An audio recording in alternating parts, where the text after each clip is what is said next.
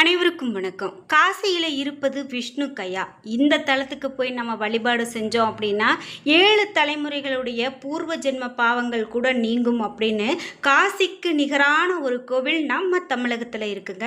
அந்த கோவில் பற்றி தான் இன்றைக்கி நாம் பார்க்க போகிறோம். இந்த கோவிலில் நம்ம ருத்ர கையாவை வழிபாடு செய்தோம் அப்படின்னா காசியை விட 3 மடங்கு, அதாவது 21 தலைமுறை பித்ரு சாபம் கூட நீங்கும் அப்படின்னு சொல்கிறாங்க. அப்படிப்பட்ட ஒரு தலத்தை பற்றி தான் பார்க்க போகிறோம். காசியில் கூட 7 தலைமுறை பாவம் தான் நீங்கும். ஆனால் இந்த கோவிலில் போய் வழிபாடு செஞ்சோம் அப்படின்னா 21 தலைமுறை சாபம் கூட நீங்கும் அப்படின்னு சொல்கிறாங்க. முக்கியமாக ஆண் குழந்தை இல்லை அப்படிங்கிறவங்க நிறைய பேர் இந்த கோவிலில் வந்து வேண்டிக் கொண்டு ஆண் குழந்தை பிறந்திருக்கு, குழந்தை பாகியம் இல்லை அப்படின்னு சொல்கிறவங்களும் நிறைய பேர் இந்த கோவிலுக்கு வந்து வழிபாடு செய்து குழந்தை வரம் பெற்றிருக்காங்க அப்படின்னு சொல்கிறாங்க. முக்கியமாக ஏராளமான பக்தர்கள் இன்றைக்கும் வரக்கூடியதை பார்க்க முடியும். இந்த கோவிலுடைய வரலாறு அப்படின்னு கேட்டிங்கன்னா ரொம்ப ரொம்ப சிறப்பாக இருக்குங்க. முக்கியமாக இந்த கோவிலை நீங்களும் முழுமையாக தெரிந்து கொள்ளுங்க. இங்கு புத பகவானுக்கு 17 அகல் தீபங்கள் ஏற்றி வைத்து வழிபட்டோம் அப்படின்னா கண்டிப்பாக நமக்கு நல்ல பலன் உண்டு. இந்த கோவில் எங்கே இருக்குது, கோவிலுக்கு எப்படி போகணும், நம்ம எந்த மாதிரியான வழிமுறைகள் வழிபட்டோம் அப்படின்னா நமக்கு பலன் கிடைக்கும் அப்படிங்கிற எல்லா தகவலும் தெரிஞ்சுக்கலாம். வீடியோவை ஸ்கிப் பண்ணாமல் பாருங்கள். நீங்கள் இன்னும் உற்சாகம் டிவி சேனலை சப்ஸ்கிரைப் பண்ணாமல் இருந்தால் சப்ஸ்கிரைப் பண்ணிக்கோங்க. கூடவே இருக்க பெல் ஐக்கானை மறக்காமல் கிளிக் பண்ணிடுங்க. வாங்க வீடியோக்குள்ளே போகலாம். இந்த வீடியோவை பார்த்துட்டு இருக்கக்கூடிய உங்களுக்கு வாழ்க்கையில் நிறைய பிரச்சனைகள் இருக்கலாங்க. இந்த நேரத்தில் கூட அந்த பிரச்சனையை எப்படி தீர்க்கிறது அப்படின்னு தெரியாமல் நீங்கள் முழிச்சிட்ருக்கலாம். உங்களுக்கு எளிமையான ஒரு வழிமுறை சொல்கிறேன். இந்த வீடியோவுக்கு கீழே டிஸ்கிரிப்ஷனில் வராகி அம்மன் ஜோதிட நிலையத்தின் தொலைபேசி எண் கொடுத்துருக்கேன். அந்த எண்ணுக்கு தொடர்பு கொண்டு பேசி பாருங்கள். கண்டிப்பாக உங்கள் வாழ்க்கையில் இருக்கக்கூடிய எல்லா பிரச்சனைகளுக்கும் சரியான தீர்வு கிடைக்கும். இந்த கோவில் சிவபெருமானின் 64 மூர்த்தங்களில் ஒன்றான அகோரமூர்த்தியை இந்த தலத்தில் மட்டுமே காண முடியும். அதாவது சிவபெருமான் இங்கு நவ தாண்டவம் புரிந்ததால் இந்த தலம் ஆதி சிதம்பரம் அப்படின்னு சொல்லப்படுது. இந்த தலத்தில் 3 மூர்த்திகள், அதாவது திருவெண்காடர், அகோரமூர்த்தி, நடராசர், 3 சக்தி இருக்குங்க. பிரம்மா, வித்யாம்பிகை, காளி, துர்க்கை. 3 தீர்த்தங்கள், அக்னி, சூரிய, சந்திர தீர்த்தங்கள். 3 தல விருட்சங்கள், வடவாள், வில்வம், கொன்றை. இப்படி ஒரு பெரும் சிறப்பு கொண்ட ஒரு கோவில் அப்படின்னு சொல்லலாம். இந்த கோவில் திருவெண்காடு சுவாதாரண்யேஸ்வரர் அப்படின்னு சொல்லுவாங்க. அதாவது திருவெண்காடு தலத்தில் 3 மூர்த்திகள் இருக்காங்க. அதில் 3 தீர்த்தம், 3 தல விருட்சம் இவையெல்லாம் இருக்கிறது ரொம்ப சிறப்பு அப்படின்னு சொல்லலாம். இந்த கோவில் ஸ்வேதாரண்யேஸ்வரர் கோவிலுங்க. அதாவது இங்கே வந்து அம்மன் பிரம்ம வித்யாம்பிகை இருக்காங்க அப்படின்னு பார்த்தோம். இந்த கோவில் அப்படின்னு பார்த்தீங்கன்னா திருவெண்காட்டில் அமைந்திருக்கு. நாகப்பட்டினம் மாவட்டம் திருவெண்காட்டில் இந்த கோவில் அமைஞ்சிருக்கு. இந்த கோவிலுக்கு நீங்களும் போயிருக்கீங்க அப்படின்னா மறக்காமல் உங்களுடைய கருத்துக்களை சொல்லுங்கள். தல வரலாறு இந்த கோவிலை பற்றி என்ன சொல்லுது அப்படின்னு பார்த்தீங்கன்னா, மருத்துவன் அப்படின்னு சொல்லக்கூடிய அசுரன் பிரம்மதேவரை நோக்கி கடும் தவம் இருந்தாராம். அதே போல் கடும் தவம் இருந்ததன் பலனாக வரமும் பெற்றிருக்காங்க. இதன் காரணமாக தேவர்களுக்கு பல இன்னல்களை அளித்து வந்திருக்காங்க. இது குறித்து கவலை அடைந்த தேவர்கள் சிவபெருமான் கிட்ட முறையிட்டாங்களாம். சிவபெருமானின் ஆலோசனைப்படி தேவர்கள் வேற்று உருவில் திருவெண்காட்டில் வாழ்ந்து வந்திருக்காங்க. தேவர்களை தேடி திருவெண்காட்டுக்கும் வந்தாங்களாம் அசுரன். சிவபெருமானை நோக்கி தவம் புரிந்து அவருடைய அருளால் சூலாயுதத்தை பெற்றாங்களாம். சூலாயுதத்தை வைத்து ரிஷபதேவருக்கு துன்பம் விளைவித்து அவரை காயப்படுத்தியிருக்காங்க. வருத்தமடைந்த ரிஷபதேவர் சிவபெருமானிடம் முறையிட்டிருக்காங்க. கோபம் கொண்ட சிவபெருமான் தன்னுடைய 5 முகங்களில் சத்யோஜாதம், வாமவேதம், அகோரம், தத்ருபுருஷம், ஈசான முகத்தில் இருந்து அகோர மூர்த்தியை தோன்ற செய்தாராம். அகோர உருவத்தை பார்த்ததும் அசுரன் சிவபெருமான் கிட்ட சரண் புகுந்திருக்காங்க.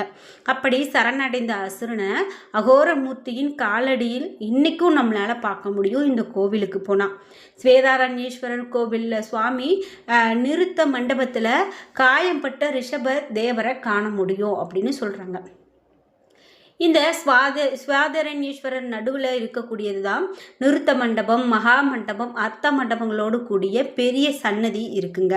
அதே போல் இந்த மூலஸ்தானத்தில் திருவெண்காடர், மகாலிங்கம் மூர்த்தமாக எழுந்தருளி இருக்காரு. திருவெண்காடரின் சக்தியாக பிரம்ம வித்யாம்பிகை என்ற பெரிய நாயகி எழுந்தருளி இருக்காங்க. திருநாங்கூரில் இருக்கக்கூடிய மதங்காசிரமத்தில் மதங்க முனிவருக்கு மகளாக தோன்றி மதங்கி அப்படிங்கிற திருப்பெயரோடு திருவெண்காடரை நோக்கி தவம் இருந்து அவரை தன்னுடைய நாதராக அடைந்தார் அப்படின்னும் பத்ம புராணம் சொல்லுது. மதங்க முனிவருக்கு மகளாக தோன்றி மதங்கி என்ற பெயரோடு வளர்ந்த பார்வதி தேவி சிவபெருமானை நோக்கி தவம் புரிந்தாங்களாம். அவரை இந்த தலத்தில் கரம் பற்றினார் அப்படின்னும், ஒரு சமயம் பிரம்மதேவருக்கு வித்தை கற்பித்ததால பிரம்ம வித்யாம்பிகை அப்படிங்கிற பெயரை பெற்றாங்க அப்படின்னு சொல்லப்படுது. கல்வியில் சிறந்து விளங்க பிரம்ம வித்யாம்பிகை அருள்பாலிக்கிறார் என்பது ஐதீகமாக இருக்குது. முக்கியமாக கல்வியில் பின்தங்கி இருக்கக்கூடிய பிள்ளைகளை நாம் இந்த கோவிலுக்கு கூட்டிகிட்டு போனோம் அப்படின்னா கண்டிப்பாக அது நல்ல ஒரு பலனை கொடுக்கும் அப்படின்னு சொல்கிறாங்க. 4 கரங்களோடு இந்த தலத்தில் அம்பாள் அருள்பாலிக்கிறாங்க. இடது மேற்கரத்தில் தாமரை, வலது மேற்கரத்தில் அக்கமாலை வைத்திருக்காங்க. வலது கீழ்கரம் அபயகரமாகவும் இடது கீழ்கரம் திருவடி பெருமைகளை பேசுவதாகவும் இருக்குது. தாமரை செல்வ செழிப்பை, அக்கமாலை யோகத்தையும் உணர்த்துவதாகவும் சொல்லப்படுது. இந்த உலகை காப்பதையே தேவி தவமாக கொண்டிருக்காங்க. அம்பிகையினுடைய தாமரை பாதங்கள், அந்த பாதங்களில் இரத்தன கற்களை பரல்களாக உடைய சிலம்பு, அந்த சிலம்புகளினுடைய ஒளிக்கற்றைகள் நகங்கள் பரவுவதால் செஞ்சடைகள் போன்ற தோற்றம் ஏற்படுது. தன்னுடைய கருணை கால் நகங்களில் இருந்து பாயக்கூடிய கங்கையின் பிரவாகத்தின் இடையே அமைந்து இந்த உலகை காப்பதை தவமாக கொண்டு தேவி விளங்குகிறாங்க அப்படின்னு இந்த கோவில் பற்றிய நிறைய சிறப்புகளை நாம் சொல்லிக்கிட்டே போகலாங்க. குறிப்பிட்டு இந்த கோவிலை பற்றி இன்னும் நிறைய தகவல்கள் இருக்குது.